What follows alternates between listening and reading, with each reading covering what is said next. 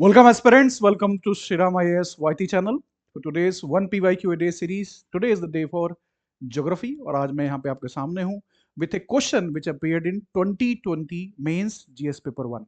Let's just look into the question first. पहले हम सवाल देखते हैं. सवाल है the interlinking of rivers can provide viable solutions to the multi-dimensional interrelated problems of droughts, floods and interrupted navigation critically examine. First and foremost, thumb rule of our mains is understand the demand of the question. यहाँ पे demand क्या है? सामान्य हिंदी में अगर इसे हम समझने की कोशिश करें तो आपसे पूछा जा रहा है कि जो रिवर इंटरलिंकिंग के प्रोजेक्ट्स हैं वो वायबल सॉल्यूशंस प्रोवाइड कर सकते हैं कुछ इंटर रिलेटेड प्रॉब्लम्स के लिए, जैसे सूखा हो गया, जैसे बाढ़ हो गई, जैसे नेविगेशन जो इंटरप्ट हो जाता है क्योंकि पानी नहीं है चैनल पे, तो कई बार जो शिप्स हैं इनलैंड वाटरवेज की बात हो रही है वहां से वो मूव नहीं कर सकते.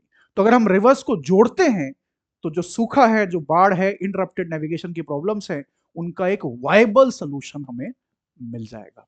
फिर आगे कहा जा रहा है कि इसकी समालोचनात्मक परीक्षण कीजिए.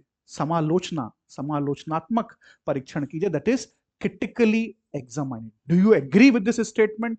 डू यू थिंक कि this is the right thing to have? ये वायबल सॉल्यूशन प्रोवाइड करेगा?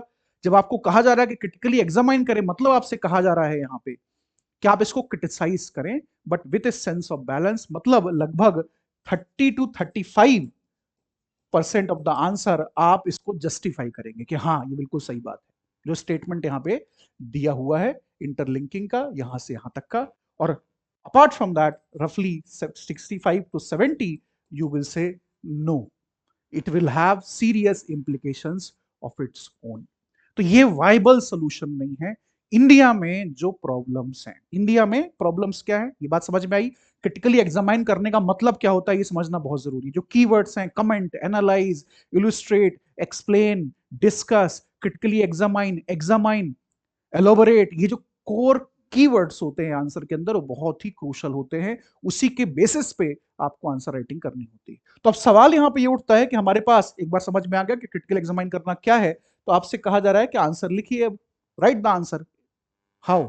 इन 250 words. There can be a dedicated PhD on this topic, पर आपको वो नहीं करना. आपको 250 वर्ड्स में एक viable, contextual, informative, very well organised, contemporary, imaginative answer लिख के आना है. तो समय अगर है तो जनरली जो फॉर्मेट हम फॉलो करते हैं वो है introduction, body and conclusion.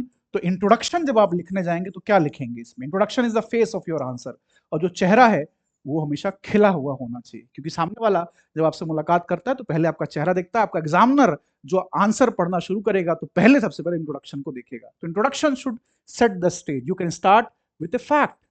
National perspective plan के बारे में आप बात कर सकते हैं. नेशनल जो रिवर लिंकिंग प्रोजेक्ट है उसके ऊपर बात कर सकते हैं. या फिर you can simply build upon the statement. You can explain the statement itself. You can do that also. You can provide a definition also कि इंटरलिंकिंग रिवर क्या होती है. You can start with a quote also. तो introduction लिखने के अपने अपने तरीके होते हैं. यहां पे आप बात कर सकते हो डिफिनिशन की कि भाई इंटरलिंकिंग रिवर होता क्या है. इंटरलिंकिंग ऑफ रिवर्स हम किसे कहते हैं? Where you transfer the water from a surplus region to a deficit region through canals, through storage projects, उनको हम बोलते हैं इंटरलिंकिंग ऑफ रिवर्स. इंडिया में बहुत सारे ऐसे प्रोजेक्ट्स रहे हैं. पोलावरम एक प्रोजेक्ट है कृष्णा गोदावरी को लिंक करने के लिए एक लेवल पे. केन बेतवा लिंक प्रोजेक्ट है. इस तरह के जो प्रोजेक्ट्स हैं वहां पे क्या किया जा रहा है? कनाल्स बनाई जा रही हैं, स्टोरेज नेटवर्क क्रिएट किया जा रहा है और पानी को एक सरप्लस एरिया से डेफिसिट एरिया की तरफ पहुंचाया जा रहा है. इसको हम बोलते हैं इंटरलिंकिंग ऑफ रिवर्स. तो you can start with that introduction और you can directly hit the bull's eye also. Explain वाली जो बात यहां मैंने की, बुल्स आई को हिट कीजिए. एग्जैक्टली प्रॉब्लम क्या है इंडिया में? प्रॉब्लम है वाटर स्ट्रेस की. प्रॉब्लम है कि इंडिया में जो स्पैटियल और ज्योग्राफिकल डिस्ट्रीब्यूशन है पानी का वो अनइवन है. Distribution of water is uneven. This is a fact. Monsoon rainfalls across the country is not uniform. There are many rivers in North India which are perennial in nature. They also flows in the summer months also because of the melting of the snow and the higher reaches of the Himalayas. But this is not the true statement vis-a-vis the peninsular river systems in India, because during summer months the river flow drastically reduces because there is no snow to melt. तो ये important aspect निकल के आता है। इसीलिए आप देखते हो कि विदर्भा में ड्रॉट पड़ रही है और नॉर्दर्न बिहार में आपको फ्लड्स दिखाई दे रही हैं, नॉर्थ ईस्ट में फ्लड्स दिखाई दे रही हैं। तो इंडिया में ये सीरियस प्रॉब्लम्स इमर्ज होती हैं क्योंकि स्पैटियल और ज्योग्राफिकल डिस्ट्रीब्यूशन जो वाटर का है वो अनइवन है। तो आप सिंपली स्टार्ट करोगे कि spatial and geographical, since in India the distribution of water is uneven across spatial and geographical dimensions, interlinking of rivers is seen as a viable solution to these problems of droughts, floods and interrupted navigation। तो मैंने कहा कि 30 से 35% हमें answer में लिखना है कि हाँ बिल्कुल सही बात है। अब हम बॉडी पे आएंगे अपने आंसर की। बिल्कुल सही बात है कि इससे प्रॉब्लम्स जो हैं वो रिजॉल्व हो सकती हैं। कौन सी प्रॉब्लम्स? जो आपको लिखी हुई है सामने। तो आप ऐसे बॉडी बनाएंगे आंसर की और लिखना शुरू करेंगे अबाउट द ड्रॉट। ड्रॉट्स के ऊपर आप लिखना शुरू करेंगे कि कैसे during drought what will happen. अगर रिवर को इंटरलिंक किया गया है तो, अगर रिवर इंटरलिंकिंग हो चुकी है तो ड्रॉट्स, जहां जिन एरियाज में भी ड्रॉट हो रही है वहां पानी पहुंचाया जा सकता है, तो ड्रॉट की इंटेंसिटी कम हो जाएगी। वहां पे जो इरिगेशन नीड्स हैं, जो वाटर ड्रिंकिंग नीड्स हैं, that can be met because of that availability of the water. बहुत सारे ऐसे ड्रॉट प्रोन एरियाज रहे हैं, सेमी एरिड एरियाज रहे हैं, जैसे राजस्थान में। वहां पे आप देखें सतलुज और जो 20 प्रोजेक्ट रहा है उसके थ्रू पूरा कनाल सिस्टम बना के, इंदिरा गांधी कनाल नेटवर्क, उसके थ्रू पूरा पानी जो है वो सदर्न राजस्थान तक ले जाया गया।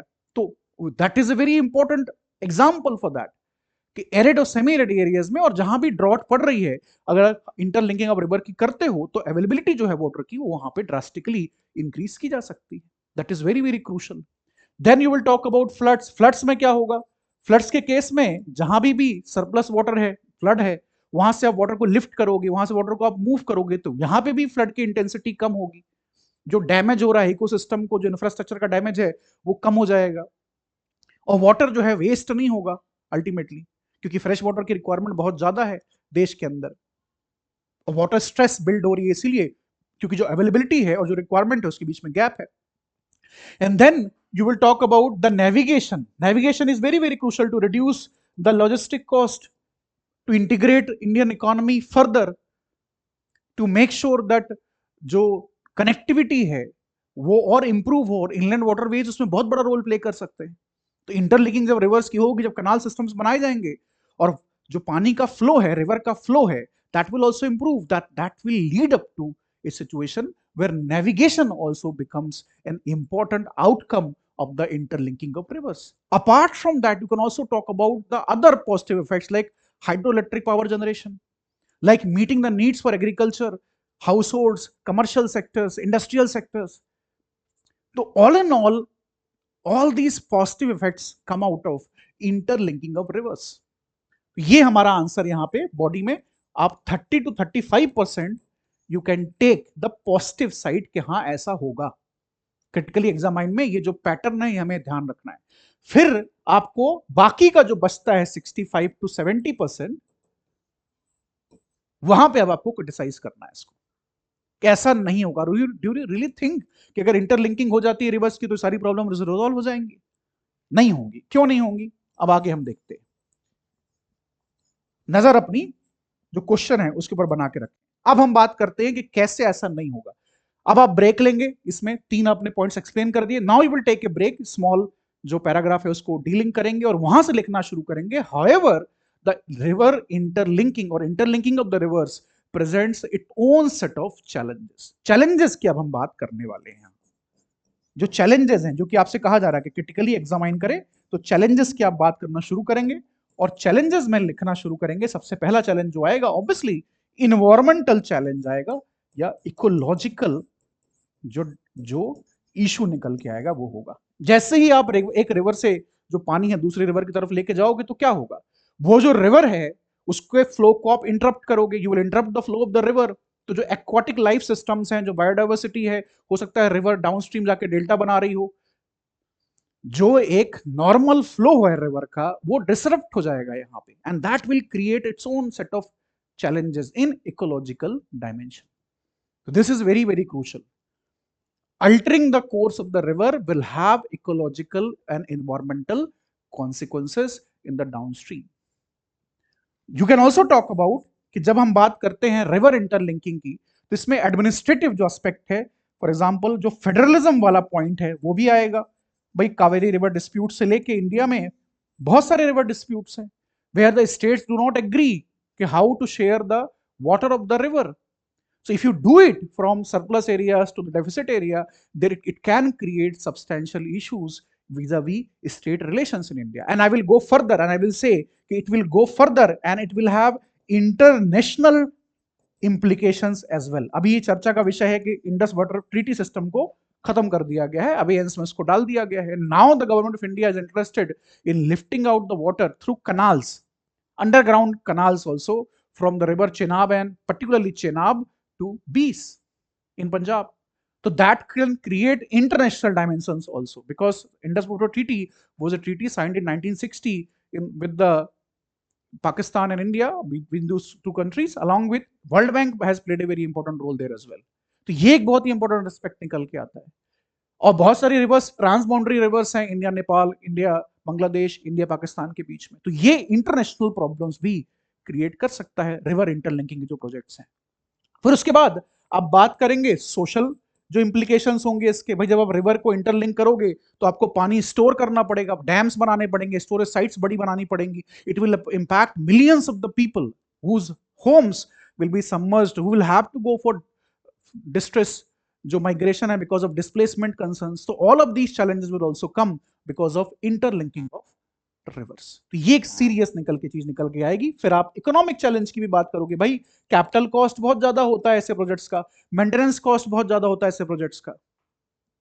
यहां एग्जांपल्स भी हम लिख सकते हैं, जैसे इन्वायरमेंटल वाले में आप लिख सकते हो केन बेतवा प्रोजेक्ट में, वहां पन्ना नेशनल पार्क में अगर आप देखो 8% लॉस है बायोडाइवर्सिटी का, क्योंकि वाटर फ्लो सब्सटेंशियली डिसरप्ट हुआ है वहां पे.